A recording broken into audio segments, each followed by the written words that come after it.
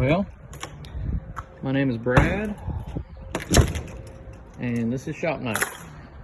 This is the one night a week where me and a couple guys get together and get into various projects.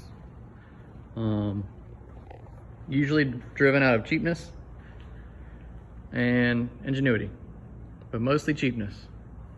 I have hand selected this F650 because of the condition, but more so the price.